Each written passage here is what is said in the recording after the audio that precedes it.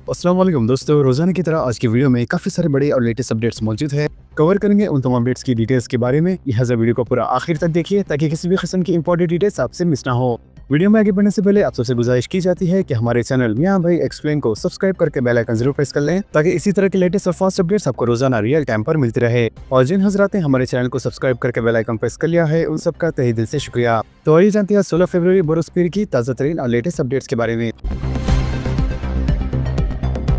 हालत नशे में गाड़ियां चलाते हुए 196 अफराद पकड़े गए। साइबराबाद ट्रैफिक पुलिस ने हालत नशे में गाड़ियां चलाने वालों के खिलाफ हफ्ते के आखिर में चलाई गई खुसूसी मुहिम के दौरान तकरीबन 196 अफराद को पकड़ा। लिहाजा पकड़े गए अफराद में 140 बाइक सवार, 13 थ्री व्हीलर सवार और 41 कार ड्राइवर शामिल थे। लिहाजा साइबराबाद डीसीपी रंजन रतन कुमार ने कहा है कि पकड़े गए तमाम अफराद को मुतालिका अदालत में पेश किया जाएगा। साइबराबाद पुलिस ने इरादा किया कि हालत नशे में गाड़ियां चलाना संगीन जुर्म है। अगर कोई हालत नशे में गाड़ी चलाता हुआ पकड़ा गया और इसके नतीजे में सड़क हादसा पेश आया तो ऐसे शख्स के खिलाफ BNC दफ़ा 105 के तहत मुकदमा दर्ज किया जाएगा और इस दफ़ा के तहत 10 साल की कैद और जुर्माना भी शामिल है। बेंगलुरु के करीब सड़क हादसा, 5 नौजवान हलाक। रियासत कर्नाटक के शहर बेंगलुरु के मुज़ाफ़ाती इलाके नीलमंगला के पास हफ्ते की रात एक दर्दनाक सड़क हादसा पेश आया जिसमें 5 नौजवान हलाक हो गए। तमाम महलिकिन की उम्र 17 से लेकर 22 साल के दरमियान बताई गई है। लिहाजा ये हादसा एक कार और RTC की बस के दरमियान टक्कर से पेश आया। पुलिस ने बताया है कि कार बेंगलुरु जा रही थी। इसी दौरान अचानक कार डिवाइडर से टकरा कर दूसरी लाइन में पहुंच गई और मुखालिफ से जाने वाली RTC बस से टकरा गई। लिहाजा टक्कर इतनी शदीद थी कि कार में सवार 4 नौजवान मौके पर ही हलाक हो गए जबकि एक जख्मी नौजवान दवाखाने में फौत हो गया।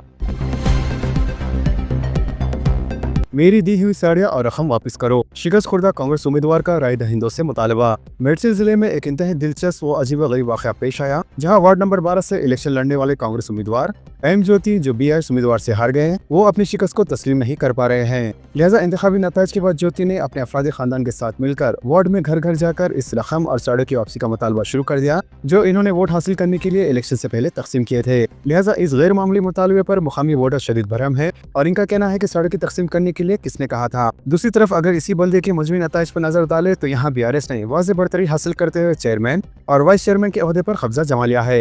लिहाजा जुमला 24 वार्ड में से BRS ने 14 नशिस्तों पर कामयाबी हासिल की है जबकि कांग्रेस 9 और BJP सिर्फ एक ही सीट हासिल कर सकी। चीफ मिनिस्टर की विज़रा के साथ जूम मीटिंग।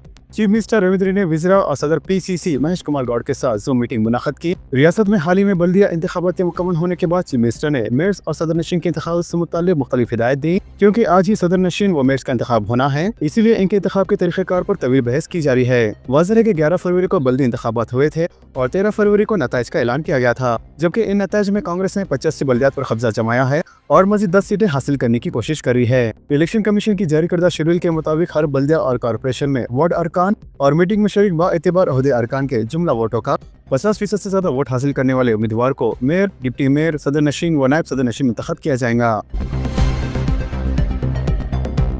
करीमनगर में 5 कॉर्पोरेटर्स कांग्रेस में शामिल। करीमनगर की कॉर्पोरेशन की सियासत ड्रामाई मोड़ इख्तियार करती जा रही है और बड़ी जमातों के हिकमत अमली के बाइस सूरत हाल निहायत ही दिलचस्प हो गई है। वाज़ेह है कि करीमनगर म्युनिसिपल कॉर्पोरेशन के इंतखाबात में कामयाबी हासिल करने वाले ऑल इंडिया फॉरवर्ड ब्लॉक के 2 कॉर्पोरेटर्स के साथ 3 आज़ाद कॉर्पोरेटर्स ने भी कांग्रेस पार्टी में शमूलियत इख्तियार कर ली है और ये शमूलियत हैदराबाद में विज़रा श्रीधर बाबू और प्रणब प्रभाकर की मौजूदगी में अमल में आई जहाँ नए शामिल होने वालों को कांग्रेस का खंडवा पहनाया गया।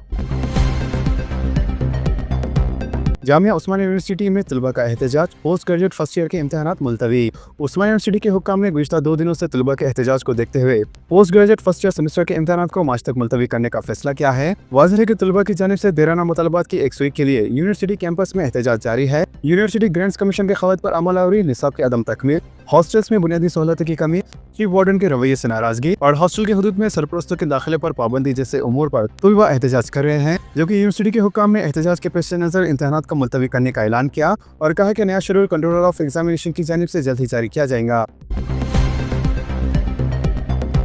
TG EBSET 2026 का आलामिया जारी। जवाहरलाल नेहरू टेक्नोलॉजी यूनिवर्सिटी हैदराबाद की जानिब से हफ्ते के रोज engineering, agriculture and pharmacy common interest test यानी TG EBSET 2026 का आलामिया जारी किया गया।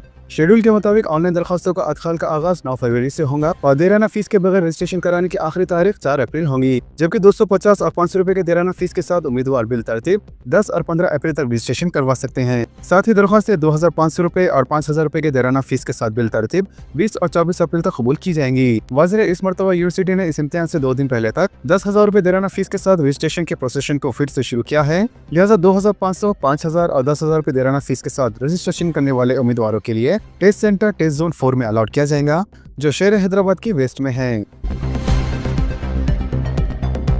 इमाम और मुअज्जिनीन मुशाहरे से महरूम, 2 माह से माशी मुश्किलात का शिकार, वक्फ बोर्ड को तवज्जो देने की जरूरत। रियासती हुकूमत की जानिब से तेलंगाना वक्फ बोर्ड के तोसर से जारी की जाने वाले इमाम और मुअज्जिन के मुशाहरे के इजराई में होने वाली तागीर के नतीजे में 9000 से ज्यादा इमाम और मुअज्जिन माशी मुश्किलात का शिकार बने हुए हैं, क्योंकि गुज़िश्ता 2 महीने से इनके तनख्वाह की इजराई के सिलसिले में टाल मटोल से काम लिया जा रहा है, जबकि आइंदा चंद दिनों में माह रमजान मुबारक का आगाज होने जा रहा है, जो कि रियासत भर के इमाम और मुअज्जिन के लिए इंतहाई मसरूफियत का होता है। लेकिन इस बात का एहसास शायद महकमे अखिलती बहबूद को खती तौर पर नहीं है, क्योंकि गुज़िश्ता 2 महीनों से मुसलसल महकमे अखिलती बहबूद के आला अहदेदारों के अलावा चीफ एग्जीक्यूटिव ऑफिसर तेलंगाना वक्फ बोर्ड की तवज्जो दहानी कराते हुए माह रमजान मुबारक के आगाज से पहले इमाम और मुअज्जिन का मुशाहरा जारी करने का मुतालबा किया जा रहा था। बताया जाता है कि रियासत में अखिलती कायदीन जो कि पेशतर हुकूमत के दौर में इमाम और मुअज्जिन के मुशाहरे के इजराई में होने वाली ताखीर पर हंगामा आराई करते थे, अब वो मुशाहरे की अदम इजराई पर हुकूमत की मजबूरियां पेश करने लगे हैं, जिसके नतीजे में इमाम और मुअज्जिन में भी शदीद नाराजगी पाई जाने लगी है, क्योंकि वो अपनी शिकायत के साथ इन्हीं लोगों से रुजू हो रहे हैं जो कि साबिक में इनके लिए आवाज उठाया करते थे।